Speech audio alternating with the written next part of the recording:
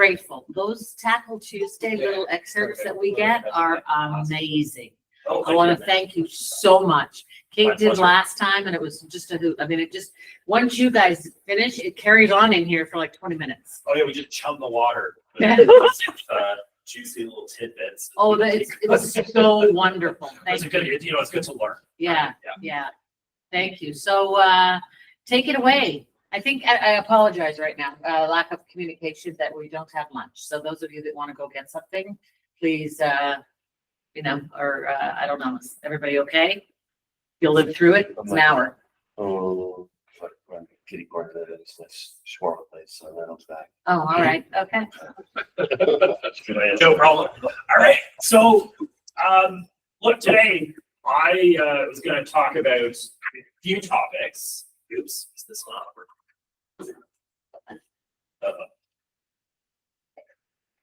There we go. Yes, we got. We call it top 10 errors, and we'll go through some of them at the very least. Well, I'll just have an eye to the time because some of these can get a little bit lengthy, but we'll go through. And if you've got questions, just let me know. Rochelle, if someone has a question online, I guess. Sure. Let's see it. Yeah, perfect. Okay, so let's see next. There we go. So we'll start off with the incorrect legal descriptions in the agreement of purchase and sale. Okay, so this is on the first page of the agreement, where you're basically pasting in or hand typing in the legal description of the property. And, I appreciate that sometimes it gets too long. So, for example, you will find huge blocks of text sometimes on, it's actually the meets and bounds description for the property. So all it is a description of the length and width of a lot, but it can get quite lengthy. And so if that's the case, usual practice would be cut and paste it into your Schedule A so you can get the full legal description in there, because you don't want to be missing certain things, such as I've got it here. You're subject to it together with, in this case, we have the example of CA 60082. That alphanumeric code shouldn't mean anything to you. It doesn't mean anything to me. It's just the instrument number there, but it's an easement. And you want to make sure, particularly when you are acting for a seller, that you put in the easement description so that the buyer has notice of it. Otherwise, if you've got a significant easement and it goes beyond something like just a standard hydro easement or utility easement that is specifically called out in the agreement of purchase and sale, is something the buyer must assume, whether they knew about it or not. The big easement, and you've missed it in your legal description, the buyer can actually refuse to close the deal for not having had notice. Okay, so for things like a mutual drive, it becomes very, very important. So just watch when you're entering that legal description and you see that on your parcel register or on Geo Warehouse, it's just way too long. You can't cram the whole thing in. It's okay. On the first page, simply say, legal description in the Schedule A, and then you can cut and paste the whole thing as a paragraph into your Schedule A. And do you want that full one in Schedule A? Yeah, we put the full one in Schedule A. If it doesn't fit, like if you can cram it all in, no big deal, okay? But if you can't, try and put it in your Schedule A.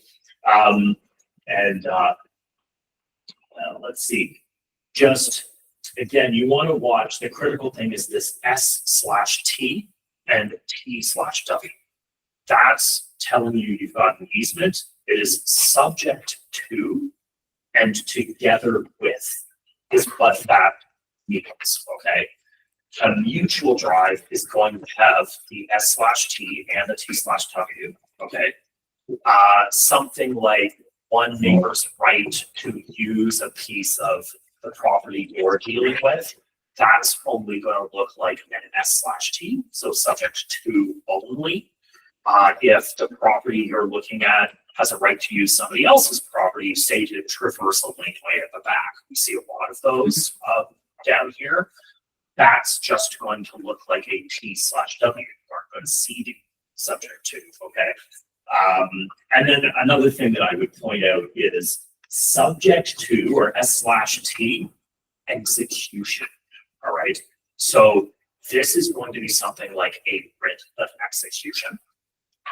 And that's a judgment debt, okay? So a writ of execution is something that gets filed with the sheriff in the city, evidencing a judgment debt. So, you know, Bank of Montreal sues somebody because they failed to pay back their credit cards or line of credit or something like that. Bank of Montreal gets a court judgment, and then they would be able to basically enforce with this writ of execution. In some cases, it can go into the legal description. And that means that it's got to be cleared from title. If you are acting for a buyer, you do not want to put into your legal description subject to execution, because then the seller, if you've got a big problem, could say, well, we told you there was an execution. We told you that there was this other debt. You've agreed to take title with this debt, so we're not paying it out. It's your problem now. Have I ever had that actually happen? No. Normally sellers will just clear it out, okay? But nonetheless, if there's a big issue and the seller's lawyer needs something to grab onto to cause a problem, there it is, subject to execution. So when you see a legal description with subject to execution, don't put it in to your legal description on page 1. Omit it.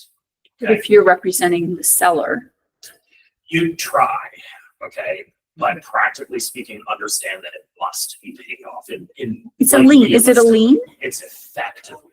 Okay. It's not exactly a lien, Okay. but it's, so, you know, like if you owe Bank of Montreal money, Yeah. Bank of Montreal says, well, you can't sell the house Mhm. without paying us off. Mhm. So we've waited 5, 6, 7, 8 years Okay. for the house to get sold. Now that it's being sold, we get our money, and the lawyers would reach out to the bank to get the payout statement and pay out like a normal mortgage or a normal lien, whatever. Sorry, TW, what is that one again? Together with, Oh, together. is subject to and together with other things you might find as subject to. You're going to see things like debts.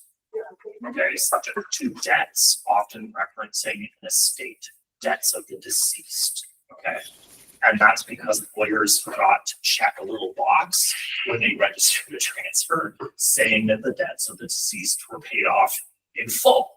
Okay, so there was just an error registering. In current modern registrations, you can't really have this, okay? Because in order to even register, the electronic system forces you to type in a clearance statement. Otherwise, it puts up a big flag, red flag on the transfer, and it says, look out, you're trying to register something subject to debts. Is this what you want to do? And then you'd be like, oh, oopsie-doopsie, and you go back and you check the box, right? But under paper records, you actually, in many cases, had to type out the magic wording. So if the land registry office didn't see the magic wording in the transfer, they would chuck something into the legal description indicating that debts of the estate had not been paid off, and so the property could still be subject to the debts of an old estate.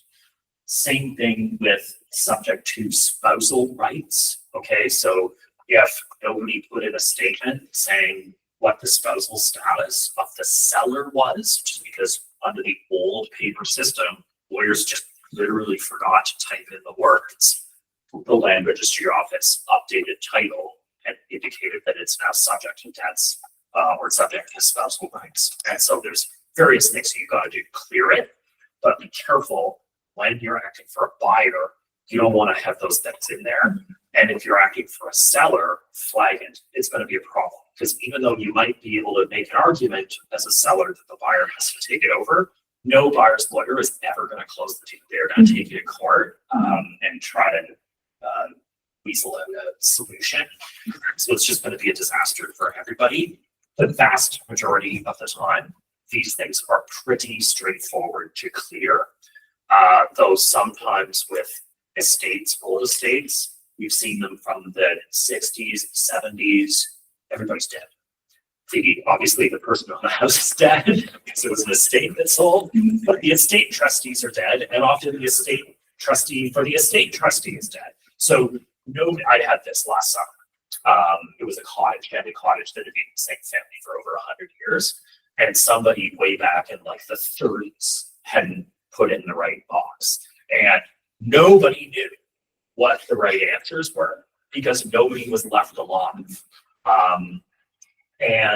So ultimately we ended up figuring that out, but it took quite some time. So just careful when you see this stuff, S/T and T/W, check to see, Followed by are there, and it'll be followed by either a statement, execution, it'll be followed by debts of the deceased, followed by disposal rights, or followed by an instrument like CA 60082, which is would be like a line of credit. Would that be a STW execution? probably unless if the person got sued. Oh, Okay, yeah, otherwise probably probably not. it could be anything, like it could be family law obligations to the Family Responsibility Office because somebody didn't pay spousal support or child support. Like it's all kinds of things that it could. What about like a arise. furnace or like that center care homes? Would that show up there? That would not show up in title. Okay. That's going to show up as something like the notice of security interest. Okay. On title itself, there was also an old instrument that has been taken by the Land Registry Office, which was called notice of lease of chattels. Okay, which is that instrument was meant for a shoe factory that's got hundreds of thousands of dollars of equipment in a building where the equipment was rented. Okay, so that is what the notice of lease of chattels was really for. It was not meant for consumer goods companies to put liens on title to screw old people, which is what it was being used for until Doug Ford basically stepped in a couple of years ago and banned the modern iteration of it, which was the notice of security interest. I know, she has a TW. What's a TW for again? Together with things. What about when there's a bell? Is that like bell or Enercare, or there's a sewer system in behind, or any of that? Is that STTW as well? Yes, Okay. yes, so that's going to be subject to, and you're going to see an instrument number. So it's How do going you to say, find that instrument number? They say, You we don't should- know. What do we know? yeah, We've you never had- should be able to pull it over Geo Warehouse. Okay. So like in the same like part of the store where you can buy Mhm. your parcel register, Mhm. you should be able to enter an instrument. Okay. And, often it's clear, sometimes it's not. You'll get an instrument and then it'll just say, like this agreement made between the Bell Telephone Company and some developer or some guy. And then it'll go through, Bell Telephone Company reserves the right over the 3 or 4 feet of the following 200 lots and the front 4 feet of these other lots and so on and so forth. And then okay, it's just Bell Telephone lots. Great. All right. So, yes, we can segue right in here into the parental items. They have existence here, these things. And basically these are your rented hot water tanks, your rented furnaces and air conditioners. You see water softeners, things of this nature. Often it's Enercare or Reliance Home Comfort who are dealing with these things. They're okay to deal with. Big companies, pretty good streamlined processes for dealing with payouts, dealing with transfers to new ownerships. However, there was a big problem for a number of years with door-to-door sales, and people didn't really understand what they were agreeing to. And of course, effectively liens went on title to people's homes, these notices of security interest, okay? and they have to be cleared unless the buyer has agreed to take over the rental. And so you've got to be careful when you are writing in into the section on page 2 of the contract about which items are rented. It's not good enough to say HWT if rental, if it's not actually a hot water tank. But if it is a tankless hot water heating system, and it also happens to be the furnace for the house, a combination machine, right?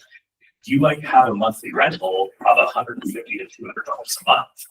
And that's not what a buyer would envisage when they see HWT. They would just think, oh, it's a hot water tank. It's probably $14.99 a month. Who cares? I'll take it over. When they see that it's $150 to $200 a month, they say, whoa, whoa, whoa. That's not what I do too. I agree to a hot water tank. This thing is a furnace. It's not the same thing.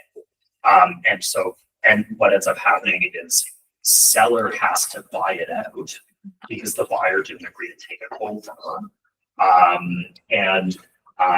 As realtors, you want to make sure that you've gotten writing from your client as the seller's realtor that they told you what it was. So if it turns out not to be what they said it was, they can't blame you. Okay. Otherwise, they're pointing the finger around everybody because if you have to buy out a hot water tank, it sucks, but it's not the end of the world. These furnaces, like, you could be easily looking at a $30,000 bill, okay? Because the rental companies are not just looking for the cost of the unit, particularly when you have a rental contract where there's no amortization, okay? So when the equipment isn't amortized, it means its value never declines. All you're doing is paying for the use of that equipment. And so the rental company will say, sure, you can buy it out. You have to pay for the whole value of a brand new unit. And you have to pay all of the money to us that we expected to receive for the entire 15-year duration of our contract. Okay. Wow. So that's how it gets blocked, because you're paying for the future that rental company is. And anyway, it's bad news. So be careful about these things. Ask your client, get it in writing. Do you have any rental equipment? Okay. That gets you off the hook. Also, you'll want to ask the client, if they don't know, ask for the bill. Okay. So now, Enbridge has stopped billing for a lot of these things. They don't want to do it anymore. And so the individual rental company is sending a separate bill. So you can ask your client to show you the bill. Even still, some people don't know. They've been on pre-authorized payments out of their bank account for years. They can't remember what it was, and they don't know. So a last little tip I can give you is look at the piece of equipment. So see if there's a sticker on it that identifies the owner, because Reliance and Enercare, they just slap a sticker on it and they say property of Reliance Home Comfort, phone this 1-800 number if you've got any questions or you want to change the ownership, that kind of thing. So there's a few cues, but really I bring it up because we've had some disasters with this stuff, specifically with misidentifying what the rental item is. Okay. Also, you need to distinguish between a rental contract and something like a lease to own. The agreement of purchase and sale, it specifies rental items. It doesn't specify lease to own items. So a sneaky seller's lawyer could try to claim, or buyer's lawyer rather, could try to claim that if it's a lease to own, it's not covered by the contract. All right. So if it is a lease to own, you would simply put an additional clause into your Schedule A saying the buyer acknowledges that this is a lease to own contract and agrees to assume the contract. That's pretty much what I want to say about that. Let's see. So status reviews for condos. it's not a good idea to submit an offer on a condo without a status review condition unless you already had the opportunity prior to putting in your offer to get the status certificate reviewed by a lawyer. Okay. And the reason I say this is because we end up with a problem on the back end with banks. So the bank for the buyer doesn't care if the buyer didn't want a status review. They say, well, that's your problem. We still need it reviewed for our own purposes.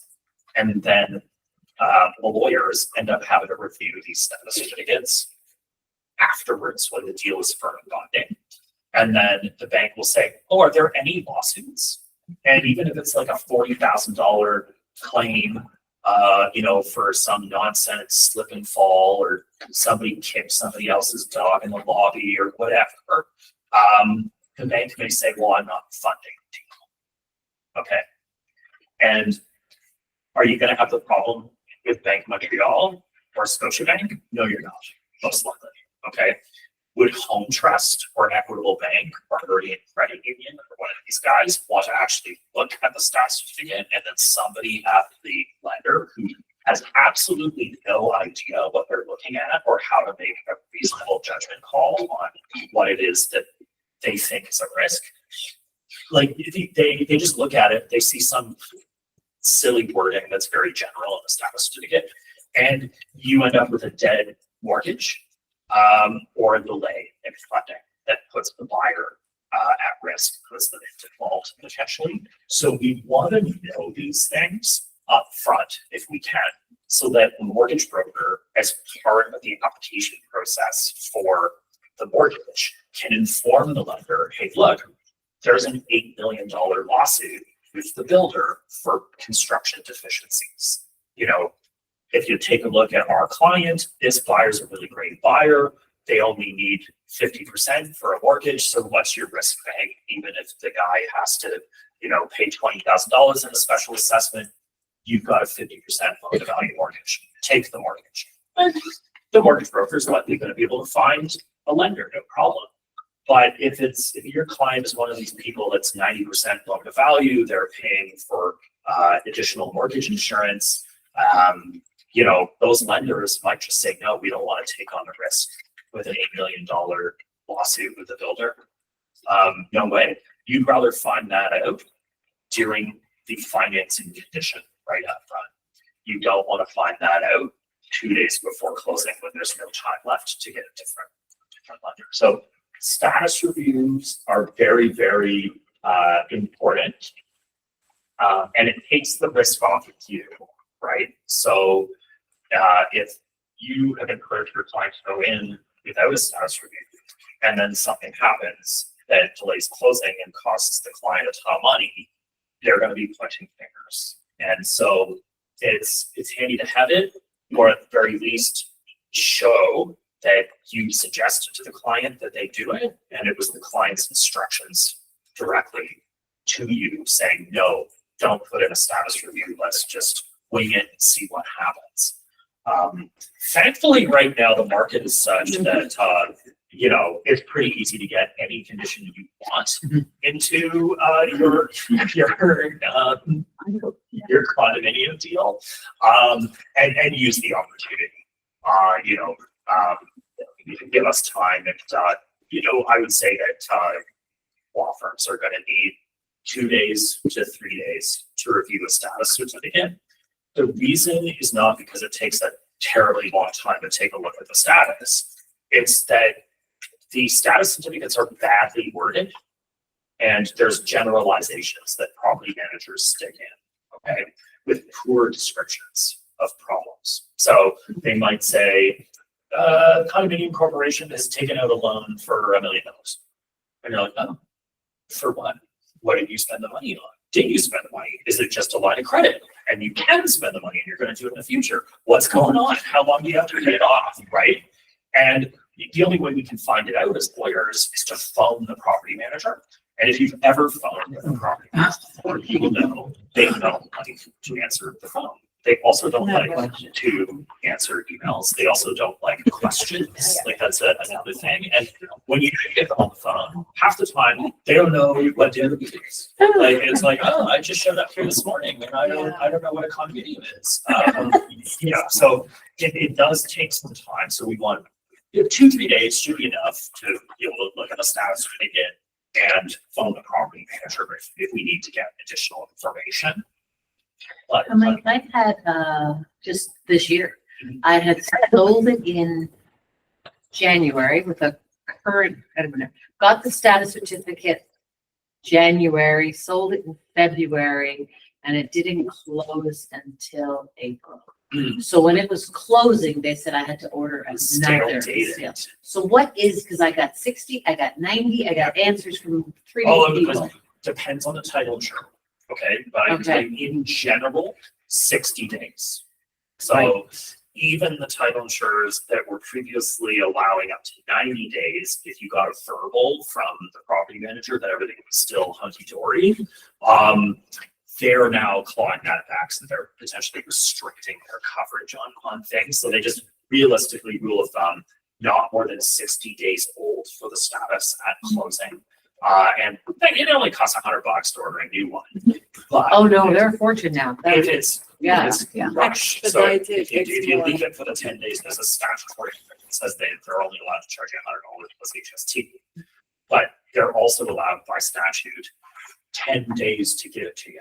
So if you don't have 10 days left, then you've got to do a rush. And it could cost you $250, $300. I paid $460. Oh my God. Oh yeah, it can get up there. And when you're dealing with certain condos, particularly with parking spots, things like that are in a different condo building. So it's one complex with multiple towers. Each tower has its own condominium corporation. If your parking or your locker happens to be under one of the other towers in shared facilities, you're gonna get 2 cents certificates for the bank. If the new one just before closing, is different from the original one, what happens? The buyer's not at fault.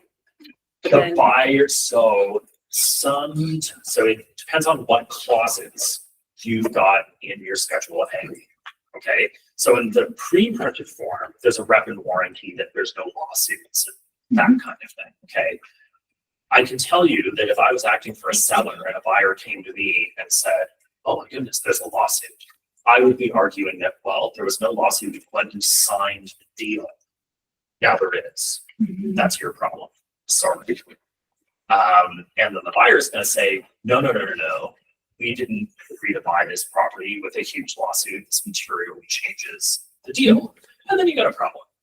So practically speaking, it is a risk.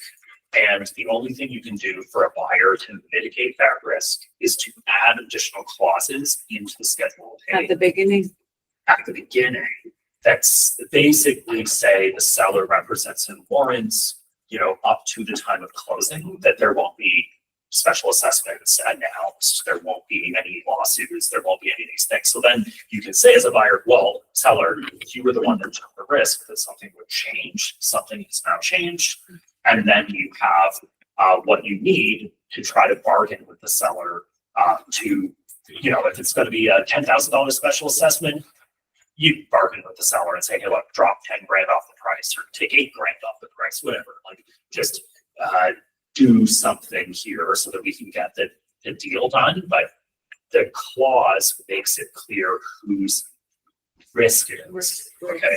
But you do have to add additional clauses for that to work.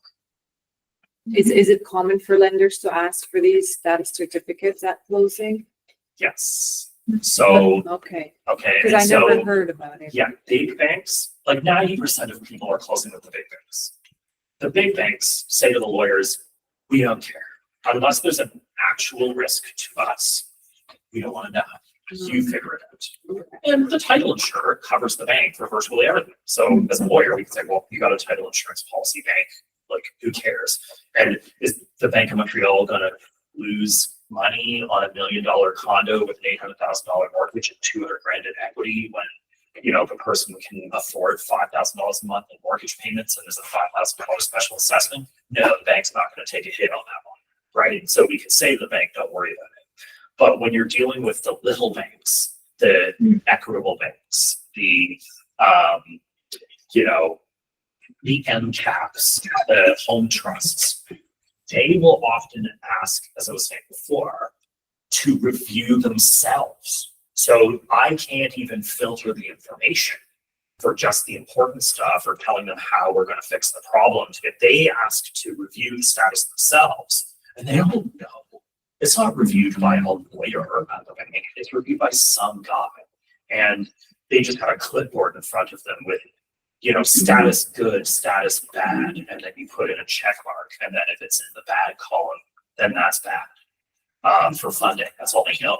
And then you're, you know, talking to a mortgage broker, or you're talking, frankly, it's always talking to a mortgage broker because most of these lenders now use a special electronic portal to communicate with the lawyers. There's no person.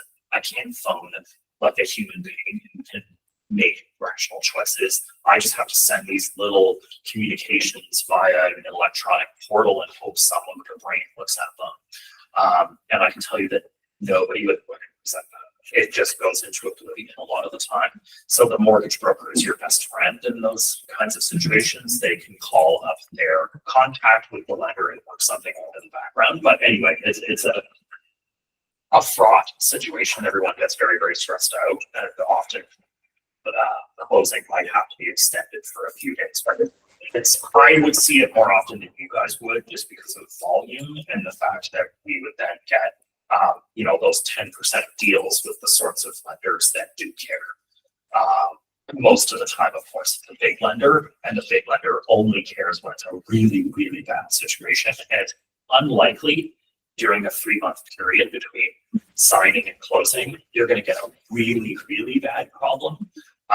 If you get anything, it's going to be like, we are now studying content plumbing or something like this. Not we have content plumbing, it's we're studying an issue, right? And that's what the status certificate says. So then it's like, oh, well, there isn't actually confirmation of anything bad, so close the deal. And the bank has type insurance again that would cover them for virtually anything possible to ownership and potential special assessments, that kind of thing. Just the buyer, like buyer might not have their own coverage. Let's see. Yes. So estates and also powers of attorney for people who can't act on their own behalf. So we start with the power of attorney. So the power of attorney, unfortunately, is a thank you. Power of attorney is a very, very powerful tool for fraudsters because they're easy to forge because they're standardized kind of documents. You can find them on the internet pretty easily. And oftentimes they're not signed by lawyers. They just have to be signed by 2 individuals to make them valid. And so, you know, it just gets signed up by Jane and John Doe, and then you can't hunt those people down to verify the power of attorney. So then you're sitting there left with this power of attorney. You're sitting there with a client saying, oh, I got a valid power of attorney. Here it is. You can see it's all signed, you know, in wet ink by 2 witnesses. Like, it's good to go. Here you go. And so anyway, you got to kind of look at these powers of attorney. You have to read them, first of all. And they're short documents. So they're usually only 2-3 pages long. They're not generally too hard to understand. If they are hard to understand, just send them over to me. I've seen a zillion of them. I can certainly look at it. But you want to make sure that when you're dealing with a power of attorney for property, it actually gives you authority to sell real estate. I've done powers of attorney for clients of mine that are restricted, right? They are restricted to dealing with the city of Toronto for property taxes and dealing with a property manager, and specifically exclude sale. Okay. And The client might not know that. The client might just come to you and say, oh yeah, I got a power of attorney, no problem. I'm allowed to sell this for mom or dad. Mom or dad is in Dubai, different time zone, don't speak English, blah, blah, blah, blah, blah. I have authority. So you got to check first, right? Because before you even sign up and deal, you need to make sure the person you're speaking to has legal authority to actually sign off on a contract, and also to sign off on your own, listing agreement or buyer's rep agreement. The next thing is powers of attorney. You can't use them once the donor has died, right? So once there's a death, the power of attorney is null and void. It's no longer the operable document. And what you're looking for is the next thing, which is a certificate of appointment of a state trustee. So this is the document the court provides. To the Excuse me. Oh. Sorry. Kamal? Yeah, sorry to interrupt. I think Kamal has a question. Oh, yeah. Is Kamal writing it? Raise his hand, now he's not there. Yeah, Can you guys hear me? There you are, yeah. Yes. Okay, great. So the question is, there are some powers of attorney that are conditional, right? Like if in That's case of incapacitation or something like that. Obviously, the POA document isn't enough in those cases. What should we be looking for in addition to that document? If the power of attorney is conditional. So what Yeah. you're talking about, I'll just give an example. This is going to be something like the power of attorney for property is conditional on a doctor declaring the person to be incapable, either physically or mentally incapable of dealing with their own property.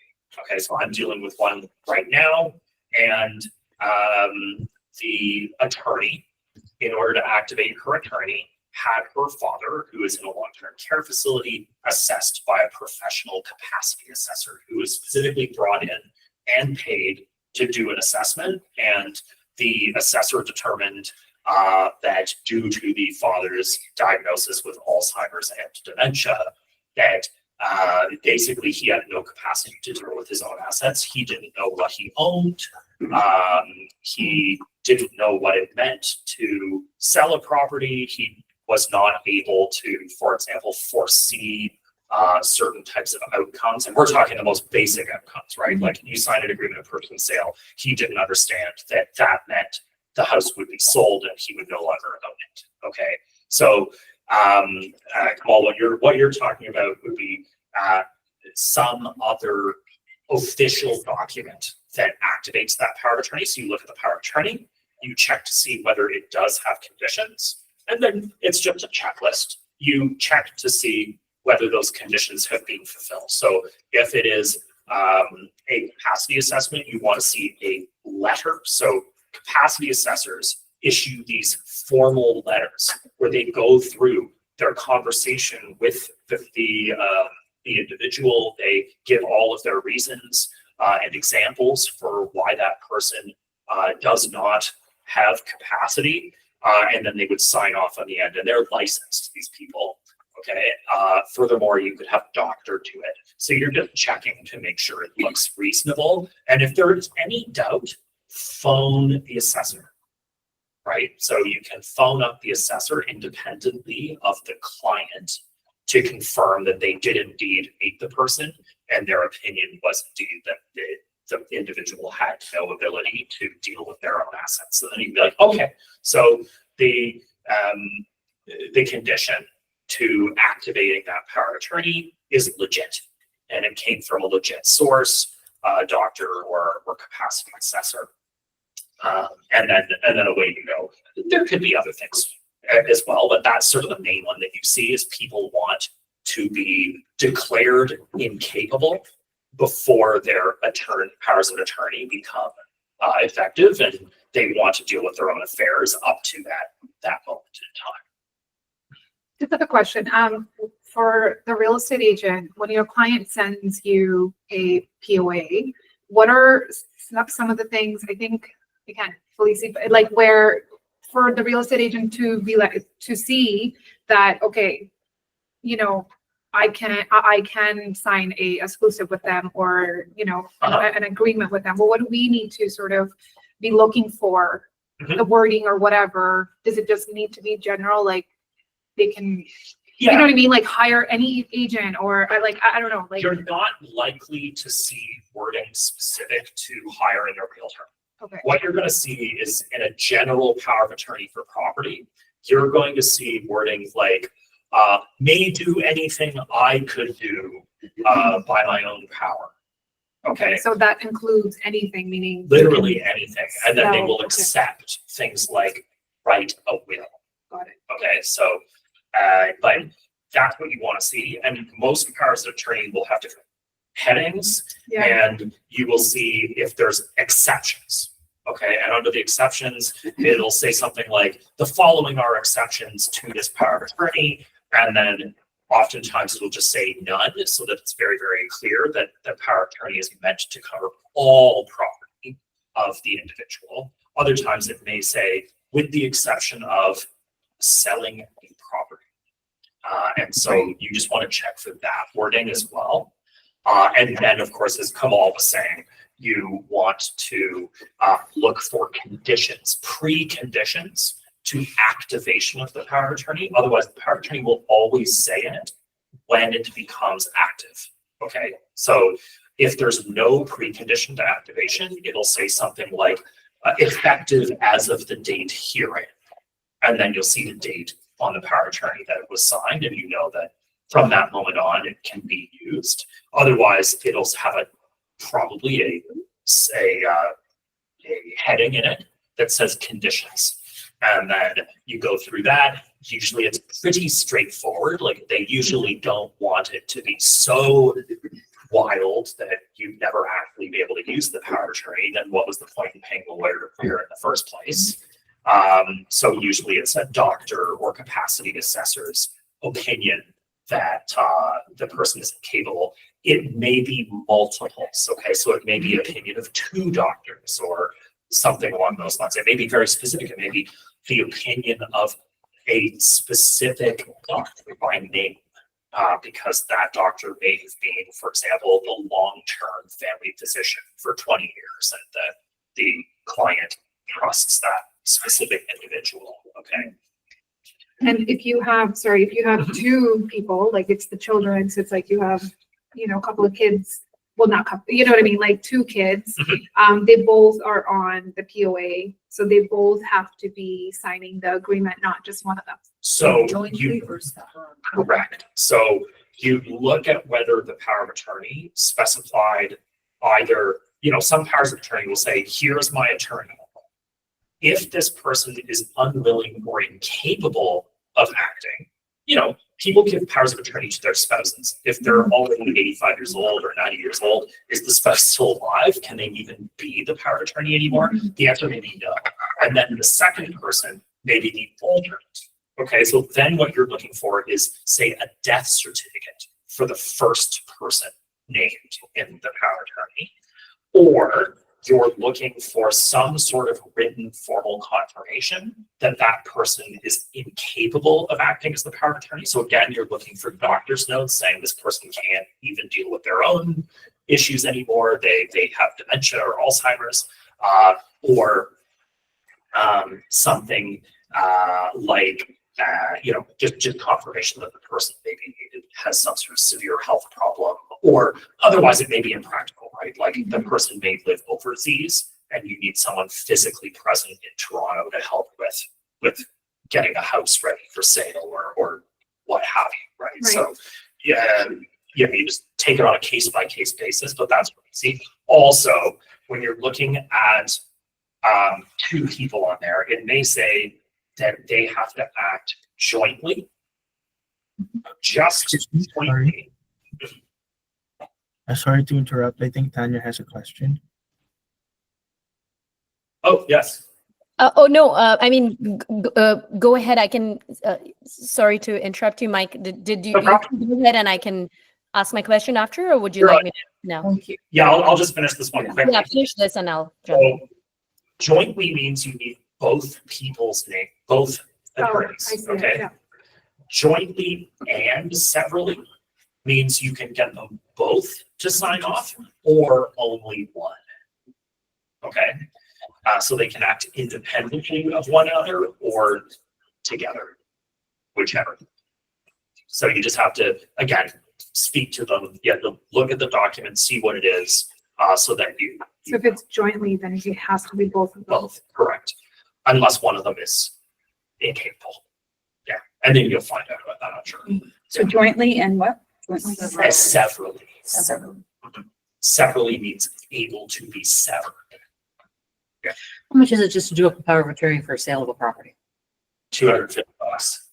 Yeah, Get it stamped, get it sealed. yeah. And in terms of just within a state, okay, so once the person is deceased, you're looking for the certificate of appointment of a state trustee with or without a will. Okay, so this is the end result of the probate process where the courts go through, they assess the assets, they charge estates tax on the assets, and then at the end, the court rubber stamps the selection of estate trustee, right? And the court has to have oversight because if you've if you've appointed somebody who's not capable of estate trustee and there's no alternate, then the court may say, well, look, we can't do it. This person has dementia or whatever. They're already in a long-term care facility that chose the estate trustee. And for whatever reason, there's no alternate. So the court would impose their choice of alternate estate trustees in that case. Sorry, Tanya. Yes, on an estate sale, before the probate certificate is there, it says in your bullet there that you would need a will to confirm that the seller has legal authority. So because I understand the probate certificate can take quite some time. So what during that time, can the seller start the process, the estate start the process of selling the property conditional on probate? Yes, you can. Okay, and just you have to be very careful because the courts won't speed up the process because you've bound the estate to a contract to sell by a certain date. All right, so the courts don't care about the potential legal consequences of binding the estate to a sale. They won't move any faster. And in the city of Toronto, you're looking right now at 6 to 8 months for probate. 6 to 8 months. Okay, I thought it was more 3 to 6. Okay, 6 to 8, and then Okay, it is dropping. Okay. they do have authority, and can they check with, like, in a case where there is no probate certificate, to ensure that you're dealing with the right person? You would suggest that we send the will to a lawyer to take a look at to confirm all of that. Take a look at the will and just, it may be very, very clear. It may say, my estate trustee is this one individual. And if you're dealing with that one individual and they're not crazy, then, you should be okay there. But yes, you're of course welcome to send the will over to my office. We could always check something like that for you, particularly when it's a situation where there may be alternate estate trustees. Okay, and a related question to that, in the same, would the estate also have the right to deal with tenants and say sign a lease and that sort of thing as well during that period? Yes. Okay. So they can do everything that a seller would normally do.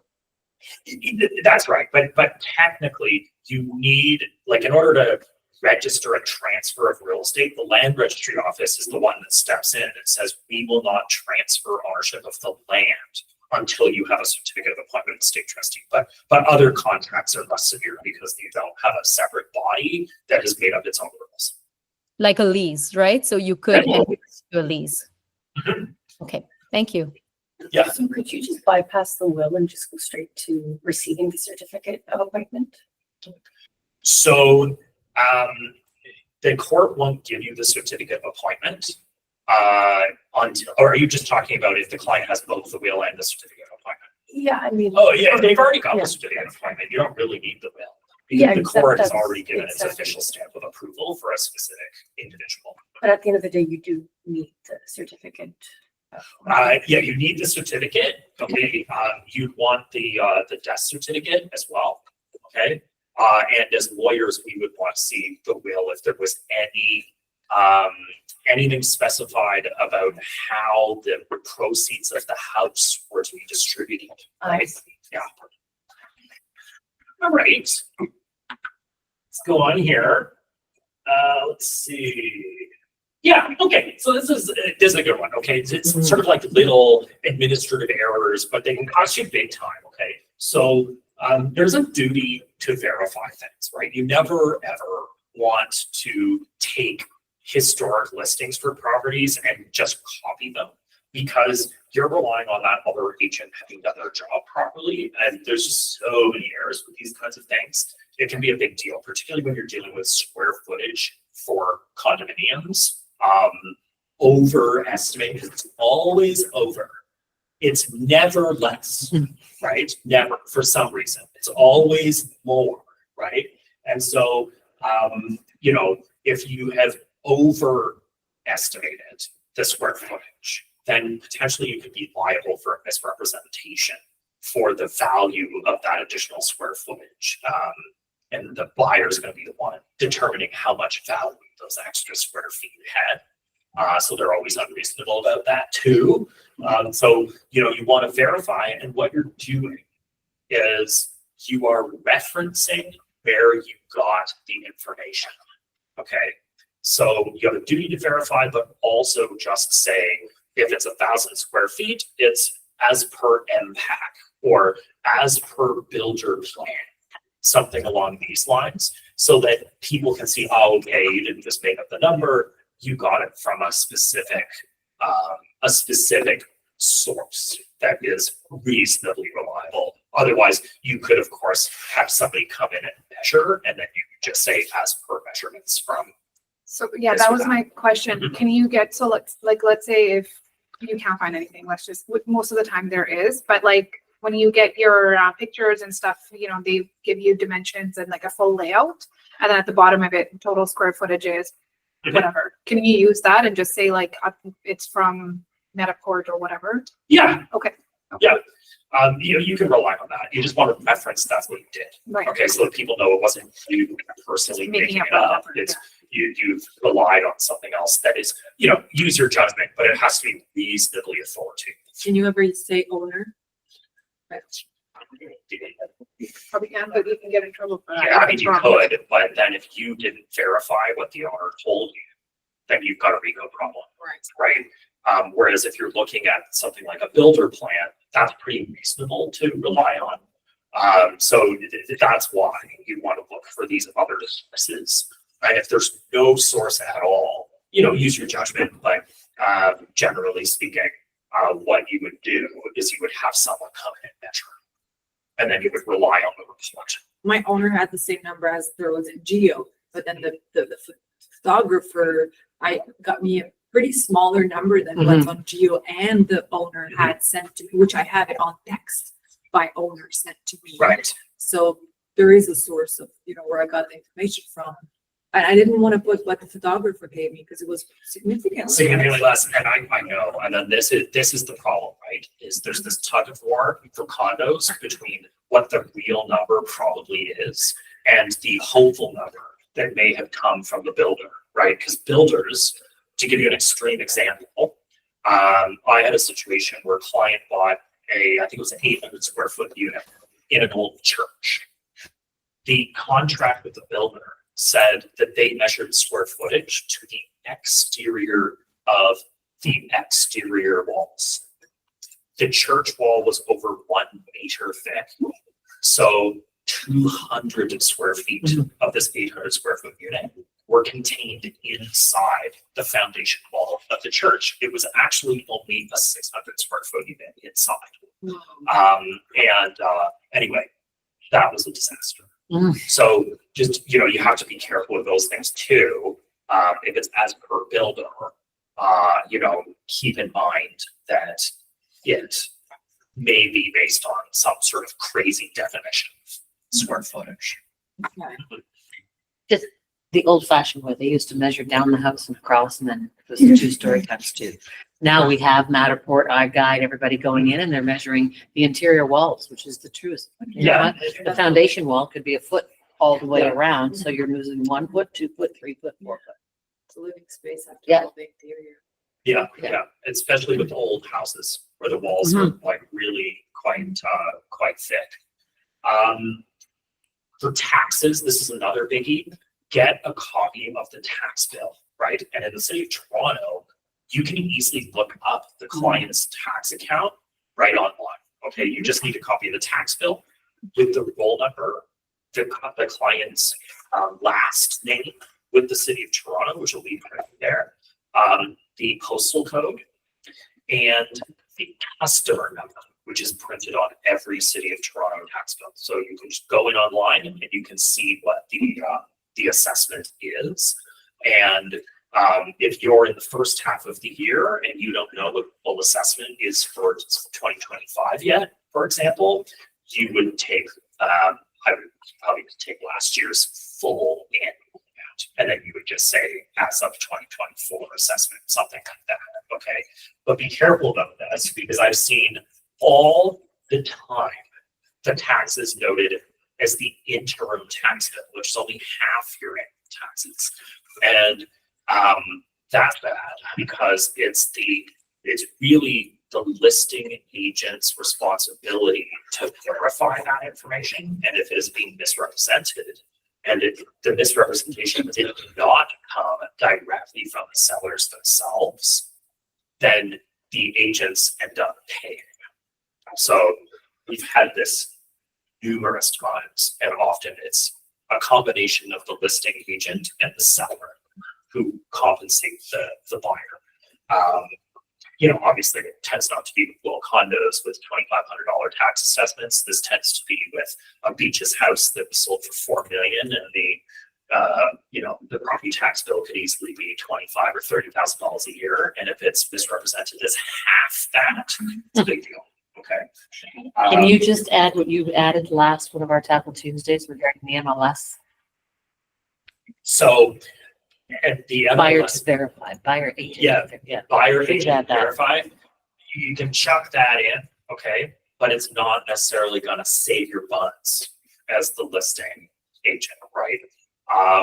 There's still a RICO duty to verify information that you advertise on behalf of your seller. So even if your seller has told you, that might get you off the hook specifically between you and your seller. So your seller might not be able to sue you, but the buyer can still make a RICO complaint against you if you didn't verify what your client told you.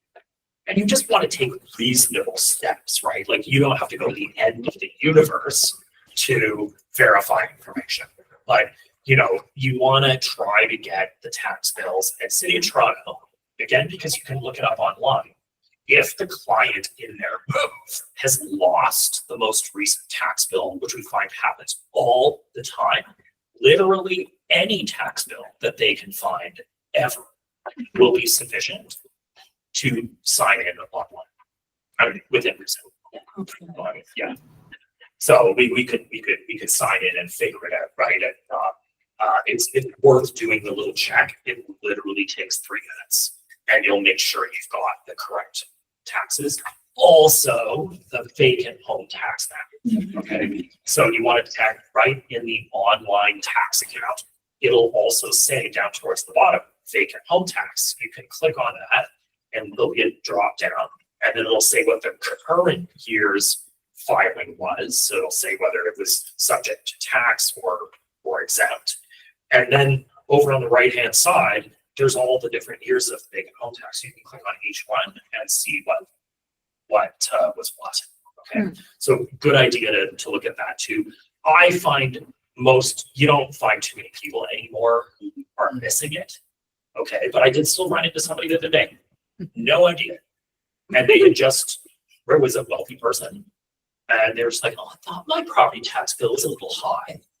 Because they'd been paying an extra 1% of the value of their house for like 2 years, and they didn't even notice. Okay, so it still comes up. Okay, And that's how you pay, right? It's together with the, Yeah, so they send you a tax bill, right? So if you don't file properly, they then just issue a bill for the full, it used to be 1%, but it's now 3, correct? Yeah. Tanya has a question. Oh, yes, Tanya. Yeah, in the example that you gave with a new build, if the taxes have not been assessed, so the correct way of doing that in the MLS listing would be to have the previous tax amount and make a note, or not have any, like, Yeah, what you would you can do? use last year's bill, right? So like when you're it's February or something, you're not gonna have the annual bill for 2020 or whatever the current year is, right? So you would take the full annual final bill from the previous year. And you can just make a note that it's from 2024 or the previous, whatever it is. But you obviously can't go back several years. You would just go back. For a new build that's not been taxed yet. And for a new, sorry, Yeah. for a new build that's not being taxed yet, Yeah. you would just say not assessed. Okay, yeah, not assessed. And you'd No. have the old amount for when that property was existing. Like, say, for example, it was, $8,000 and now it's changing to 20,000. So in all likelihood, would you put that 8,000 and make a note and say that this is before the new build, or what? You can disclose, because that tax bill is still gonna be the operative tax amount. But you need to disclose that, the house hasn't been reassessed for its new tax amount yet, because it's gonna go up quite precipitously. And that is triggered by closure of permits. Yeah, okay, yeah, makes sense.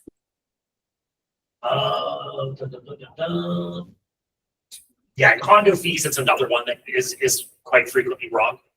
So, it'll be in the status certificate for one. So if you have ordered the status certificate prior to listing, just look at the status certificate, it's almost certainly correct. If you don't have the status certificate yet, ask the client to just confirm on their bank account what the actual amount is, because that is going to have the correct amount. Be wary of these condos where there are 2 condo corporations. So this is your living unit is in one tower, and the parking unit or the locker is under another tower. You have to get both of the condo fees, because the one status certificate will only be for the living unit. You won't have included in that number the fees for the parking unit. I'm not like locker, whatever, it's like $5 a month, who cares? But it's not a hugely expensive error. The parking is often $50 to $100 in condo fees just for the parking unit, right? And so that's potentially big bucks. Just make sure if the parking is noted as being under a different condo building, you also get those condo fees, and you will be able to see that. So if you pull the legal descriptions for the condos, you can read in the legal description that it's, unit 1, level 5 or whatever. And then it'll tell you the Toronto Standard Condominium Corporation number. And if the parking and the living unit have the same Toronto Standard Condominium number, same building. But if they're different, it means there's 2 different buildings. And so you would need 2 different status certificates and 2 separate condo fees. Another thing I always ask Mike is, when was it registered? Because it might be $700 this month, but it's registered next month, so it's gonna change to 770. Yes, Yeah. the financial year end, basically, right? And so that'll be in the status certificate. It'll tell you what the financial year end is. And so if the financial year end for the condo falls between the sale or signing the deal and closing, the condo fee will go up.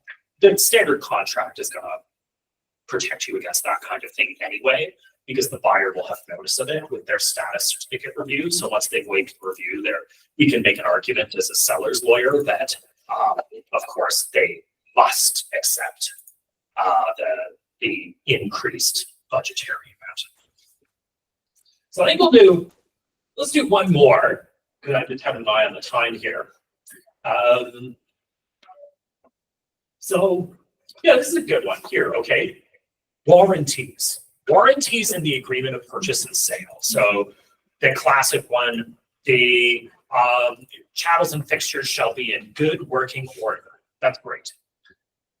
If you do not include the words, this representation of warranty shall survive and do not merge on closing. What that means is the seller has warranted the items to the day of closing. If you notice there is a problem on the day after closing, too bad. You can't sue at all because the warranty no longer exists. It is merged with closing, which means it's no longer enforceable.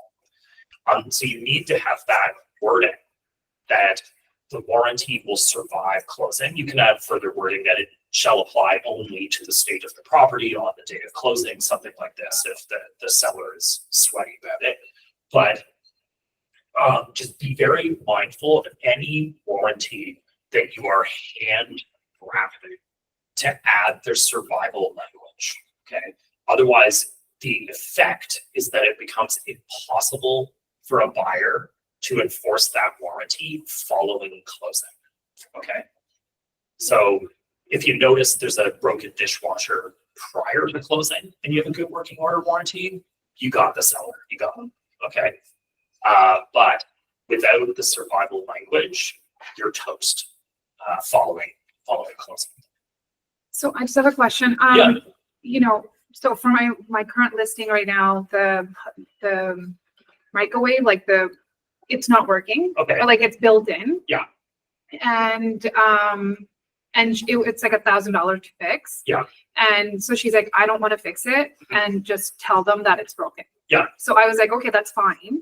And I've put it in the MLS listing as well, that like, please note that, you know, the built-in microwave is not working, it's not functioning. And then should I be putting that in like my schedule? Yes. Okay. So if you've got one of these blanket goods or chattels and fixtures shall be in good working order, that automatically would require you to fix everything in the property, even things that haven't worked in 20 years. You'd have to fix it. Okay. So you would say that, and then you would say, with the exception of, and then just list specific items that are broken. And then you just say, those items shall be in an as-is condition. Yeah, just as long as it's in, that's the critical thing. It has to be in the contract. Because having it on MLS on That's just notice to That's people just it doesn't notice, work. yeah. But if the contract Doesn't doesn't have have it, then the contract, what it's done is it says, notwithstanding that notice, the agreement between the parties was to fix everything. Yeah. Got it. So if you're looking at the survival clause, then when does the warranty expire? Like, Day of closing. So as soon as the deed is Right. registered, but if you That's take it. out the survive closing, so Mhm. now if the buyer's, your client's there for 3 days and the dishwasher breaks. Yeah. The warranty extends after so closing. these warranties generally, no matter how you slice the pie, unless you've been very specific that there's going to be, say, a 3-month warranty on kitchen appliances, something like that, which would extend clearly beyond the closing date. Yeah. What happens is the warranty of the seller is only warranting that everything worked as of the day of closing. Mhm. With survival language, the buyer is entitled to notice a problem right after, as soon as they get the keys, Right. and sue after closing. Okay. Oh. If you do not have survival language and they notice something wrong right after closing, they have no rights whatsoever. Right. It's their broken dishwasher. What would the timeline be then? So Like within By that? reason? practically speaking, Yeah, as soon as you've gone more than about 1 day beyond closing date, you will no longer have the evidence in court to say that the thing was broken as of the day of closing. right, The seller's just gonna say, when I left, it was fine. yes. It must have broken, in that 29 seconds after closing before you took the keys. It's your fault. So the longer you extend that time, the more likely it is that the court's going to decide if it was small claims. They're just going to say, look, it's been 2 weeks. You didn't notice your dishwasher wasn't broken for 2 weeks. And unless there's a really compelling reason Right. why they didn't notice, like the buyer was out of the country, something like this, had no possible way of testing. You know, the court's still gonna say, like, how do we know it wasn't broke? There's so much time has elapsed between closing and the time you made the complaint. We know there is no evidence of when the thing broke. So basically practical evidence rules just get in the way once you pass the closing date. But it's not typical for you to put a timeline as if the seller warrants for 2 weeks after closing or something like that. It's never typical. Right. You could do it though, right? So now's kind of the environment Yeah. where a buyer might be able to drive that kind of bargain. And it would be for something, you see it for pools, okay? Yeah. Right? Yeah. So you see that the seller represents warrants that as of May the 1st, the pool and all its equipment will be in good working order, and there may be a $5,000 holdback pending opening of the pool, and the seller agreed that it's going to be done, or the buyer agrees that it will be done by a specific pool company that always serviced the pool. And then, you know, the clause takes into account that you're past the closing date and the warranty extends beyond the closing date, rather than the warranty being done as of the closing date, but operable in terms of the buyer being able to sue on it after closing. Should we be, excuse me, doing that with furnaces and air conditioning units as well, obviously? Sure. You know, like one of the things I can maybe end with this, Korman and Company has a warranty that we offer to all of our clients buying houses specifically. It's called the Encompass Home System Warranty. We started this program with Chicago Title Insurance Company during the pandemic, because basically our clients weren't being allowed to do walkthroughs of homes after they signed the deal. So they had no idea whether the air conditioner worked or the furnace worked or anything like that. And everyone, like, it was wasting so much time dealing with all these people who couldn't get in, and sellers being like, hell no, you're not coming to my house. And they had a legitimate excuse, I think, right? So anyway, this warranty covers you for up to $10,000 a year in claims for breakdowns in the furnace, the air conditioner, the hot water tank, electrical system, and plumbing system.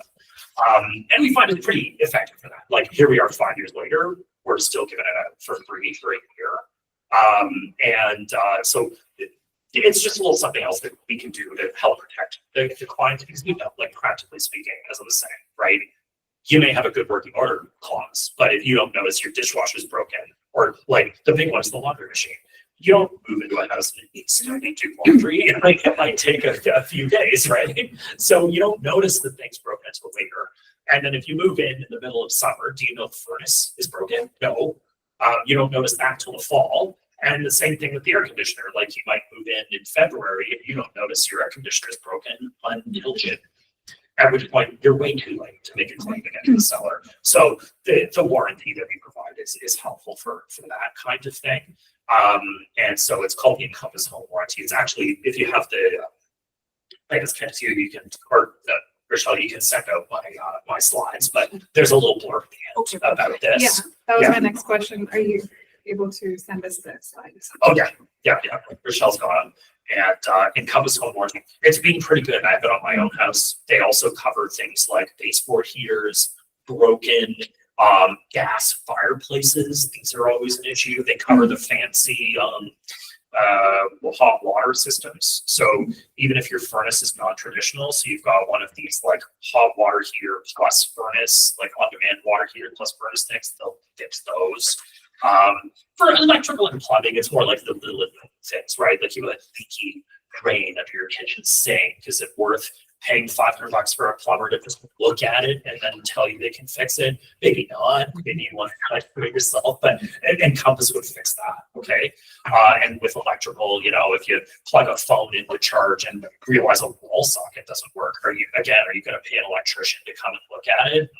Like, it could cost you $750 to replace a wall socket. Like, that's crazy, right? So I hope your insurance go down, I would imagine as well, right? I don't think it may. I don't know. They won't. It doesn't extend as far as replacement, right? So, like, they're not going to buy you a new furnace. Okay, they'll replace parts and pay for labor, but they won't buy you a new one. They wouldn't replace or fix electrical appliances plugged into the electrical system, so it does not extend to things like appliances, unfortunately. We're working on that one. So Mitch is on that one. He's trying to get for an extra like premium, like so we could have two, we could have like a premium one and a regular one to try and get kitchen appliances in there because it's just, oh my God, the dishwasher is broken, you know. I've had a vacant house for 5 months, 6 months now. Closing is in 2 weeks. I keep going back and checking it. Open the fridge up. It's dead. Dead. Just dead. No reason. It's dead. Had my appliance guy come in, my seller had to buy a new refrigerator. I'm like, are you kidding me? Yeah. It closes next week and they freak out, but the appliance in good working order. It's dead. I It's been wanna- plugged in. It's only 3 years old, but we had no warranty on it. It's just a nightmare. You're a buyer. So So I think I'd leave it there. I can go through 7, 8, 9, 10 later. I can do them in the, you tackle Tuesdays or something you do. yeah, we want you to come back too. I'd be delighted to. Don't yeah. spill all the beans Don't out. spill all the beans out, yeah. And then the other thing, my office has bought a whole block of tickets to the Argos for this Saturday afternoon. And so I'd be delighted to give you guys tickets. So people online too, tickets for the Argos. Candace, I messaged Candace about it. I know you're going to be away, Yeah, but anybody is welcome to message me. We've got, Mitch gave me 6 to give away, but he did message me just before this that we've got more. So you're welcome playing to Calgary, guy. reach out. Yeah. Reach out. It's a Fun fun afternoon. afternoon. Yeah, it's if you've I got love. Father's Day dinners or anything like that, I think you'll be out of there. But Sorry, if you wanna Saturday go or with your Sunday? dad, it's Saturday. Okay. Yeah, I unfortunately I've got not unfortunately I've got a Father's Day dinner on Saturday, so I won't be able to go. But anyway, Fun times. take your Sure, guys. dads. It's a good one. Just please reach out to me. Yeah. If you'd like tickets, if you'd like more than one, that's okay. Please ask. Because we've So got ask some- Paula to take these back from me or however she does. Yeah, I'll She get. sent it to me last Yeah, night, thank I'm you. like- Okay. Yeah, Yeah, I'll have Paula pull them back and then we can. we were gonna raffle them off or, but fun, like guys, Yeah, take yeah, it this back. is It's like Take it. so. It's a awesome super night. nice afternoon. Just hanging out, watching the Argos. And we have had actual Argos come with us in the past, so there may be an actual Argo there. I don't know. It's a football team. Yeah, CFL. Not soccer, it's American football. It's a very, yeah, it's Don't get very excited. cool. Back in European soccer is. Yeah, Mhm. yeah. I just have a question. Yeah. Do you have, I know we have a lot of our own like closets and all that, and do you have like just your set closets that, you could, if they're like that, you could share? That would be like overwhelming. Okay. Like, give you a cost for anything. So if you find yourself in an unusual situation, just reach out. Just reach out, okay. Like, I might not be able to give you something on 5 seconds notice, Yeah, but for you know, like if you're going to be cruising into a problem, pools, this is a big one, or there's a very expensive appliance, for example, that is broken and your seller has no intention of buying another $20,000 Sub-Zero fridge, this kind of thing. Yeah. Let me know. I'm happy to rightly cost for that or any of the other things that we've talked about. Frankly, like the condos, trying to keep sellers liable for changes to status certificates up to the day of closing, please reach out because we can give you clauses on an ad hoc basis, whatever you need. Okay, cool. Sorry, just another question. Yeah. For vacant, so I have a property that's been on the market for a while. Okay. It's not in Toronto, it's in Milton, Okay. but it's vacant. Yep. So I know this tax is only in properties in Toronto, not in, There's a federal one too. yeah. I know I But already, it doesn't apply to Canadians. It does apply to corporations and foreigners. So 1% Under a It's federal corporation. rating. unit tax. I mean, the company name It's an or income he, tax thing though, so it's like, okay, it's unlikely to affect the property. Just okay, if you're acting for a seller, it's, how The long does it mean vacant? for like a year. It's been on the market for a year. So there could potentially, if they're, again, if they're a Canadian citizen, that was like private home. Yeah, they lived there a year. Oh, okay, okay. So Yeah. that But it's not under a Wouldn't business. worry like LTD. too much about that. It is on, like their Ontario GST, like, yeah, yeah, Inc. it's Oh, a it number- is. It's a numbered Yeah. Ontario company. So Yeah. they mention that to the client, okay? They should speak to their accountant because they may have to do a filing from last, like their income taxes for last year. Right. May have had to have said something about the vacant home tax. And if the client was doing their own income taxes, they probably would not have done it right. An accountant likely would have asked. And then. He's for- asking me all these questions. Yeah. As your accountant. Send them to the accountant, yeah, because Yeah. there's a federal vacant unit tax that may apply in that situation, just because it's a corporate owner. If it was personally owned, you wouldn't have an issue. Right. Good Thank question. And sometimes you get backed into a corner like that. I'm a realtor, I'm not a lawyer, and I'm not an accountant. Yeah. Please. My client, like, not this one, but another one, she's like, okay, can you just be my therapist? She just flat out. Yeah, Can you just be they all my- do, Can right? you just like, you know, That's a different can you just be my therapist for 1 minute? And I was like, yeah, go, let's go. Tell me Yeah. what the problem is. But yeah. All right, folks. Thank you. Thank you. Thank Thank you for having me in. Thank you so much. Try to have a listen to So thank you. And I Yeah. thank you for the Tackle Tuesdays. Oh, I you're- just, you're we welcome. look forward to those. Like, Yeah. they're unbelievable. Kate did it last Yeah. time. Yeah, Yeah. yeah. Super too. Thank you guys No, of course. so much. I'll be back Okay, with Mr. Michelle, Kate Grossi was on last week, last week. because I think. So it's like every other week. Yeah, it's every, yeah, Yeah. I think I'll be with you guys next week. Yeah. Okay, yeah, yeah, I just feel like I could just hear you talk all day. I know. Getting to one another. So thank you, really appreciate Yeah. your time. And I love that they give their buyers the warranty. Yeah. And also as a seller, they pay by EFT, so it comes right away. You're paid immediately. Wait, Just sorry, an you FYI.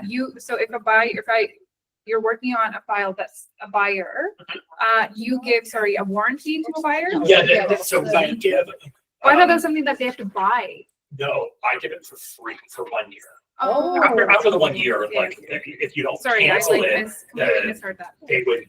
Like, the what a company reason to go would take the bill buyer there, right? The buyer, but it only Yeah. costs $19.99 a month. Okay, Like it's not expensive, and you can cancel whenever. There's no, we make sure there's no cancellation Furnace, air fee. conditioners, like just things that could. Yeah, That's really hot water good to know. tank, plumbing system, and electrical system. It will be in this month. Yeah, it's right at the end. and then, so the seller is what? I would say There for it the is. seller, they do EFT, so it closes today, we get the money today. Oh. So you get paid Yeah, tomorrow depending on on how quickly it Yeah, closes. when Like it you closes, say, yeah. they close quickly, is what Yeah. I'm saying, We right? try to- So we have, like, I have closing from 2 weeks ago, I still haven't been paid, because we're waiting for the lawyer to send the money. That is They would have sent the it. most embarrassing for us. Yes. If that ever happens, someone is going to get set on fire. Yeah. Department of Corman Company. You No, know, one I of my can't say we've biggest never deals I been ever did there, was but, TV, but yeah. no, we tried, we use EFT to do it. So our standard closing process, we do need, like if the buyer were to close a deal at like 4:30 or something, am I gonna be able to get the wires and EFTs out that day? No, of course not. It's We gonna have to go. understand. Yeah, it's gonna have to go the next We're very day. understanding. You know, Yes. But it's But- sometimes 2-3 weeks, But yeah. it's electronic and it's our standard process. It's like we have a professional accounting team of 4 people and their only job is just going through every single file, making sure everything in our ledger is paid out, and they just keep a list. And the clerks do also, and they just go boom, boom, boom, boom, boom. And then they notify me, okay, Mike, you got 5 wires to send out, do it now. And then I zap them all out at the end of the day. So wires clear immediately through the client's account, so they don't have to wait for checks to clear. They don't have to come pick anything up. It just hits their account. And EFT. Yeah, I closed with Kate on Friday and I've already been paid. Yeah, and that's normal. And if it ever takes Yeah, long, that is absolutely. you know who to yell at. Yeah, my last Yes. purchase. Yeah.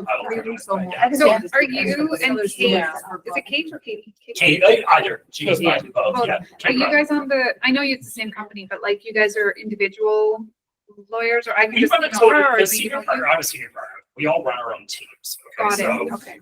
we're not into, like, we all work collectively as a team. Got it. Like, I don't, if you send a deal to Kate one week or me later, we don't care. Like, we're not competing with each other within the firm. Oh, you have your own cases. Oh, yes. But, we've split up that way just because there are quite a few lawyers. So like I have 2 junior partners that work with me and an associate, so 3 lawyers that work under me. And then we share collectively, about 5 clerks, have our own admin team, that kind of thing. Okay. And then Kate, she runs her own little squad. Yemi, he's another senior partner. He has his team of junior partners and associates, and Adam Richardson, of course, who has again his team, and they all work more or less the same. It's really just personality, like if we all have different personalities, so you can let people. Kate and I are very similar. Yeah. Yemi and Adam are they're more a little bit more no nonsense. So if you have clients that maybe need a little bit more rough handling because they're difficult people, Adam and Annie are very good with very not that I'm bad, I just maybe I'm too nice sometimes. So, During the transaction, and they clients appreciate it. Yeah. It's actually rare to find a sweet lawyer, nice lawyer, It is, I know, because I have to deal with them every day. Oh. That's funny. That's a good Yeah. one. Oh For my gosh. clients that are Right, that I- outside of the GTA, do you deal with? Oh, yeah, we deal with everyone all over Ontario. Okay. Okay, so it's just, it only becomes an issue if the client, for whatever reason, absolutely has to sign it in person. Because then, are we sending a lawyer to Timmins? No. But, if the person has an internet connection and can do our standard process, we handle 98% of our transactions electronically. So the video conference is just done with, we use Google Meet because it works, or FaceTime if people can't figure it out. And DocuSign is what we use to sign all the paperwork. And we use a program called Prefort to identify the clients. Very easy.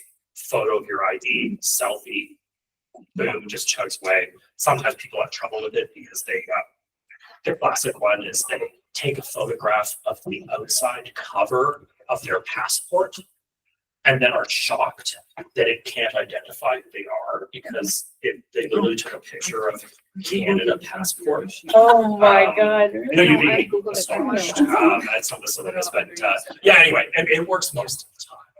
I would have thought it was fairly clear that when it's asking for your passport photo, it's asking for the actual cover of your passport. But then the little hiccups, it's the technology is easy to use. Yeah, so we can help people out of it. Will you be able to take a personal question after, or you have to run? I frankly, Yeah. I've got a scoop here in a second. Okay, I just, it will be quick. Yeah. So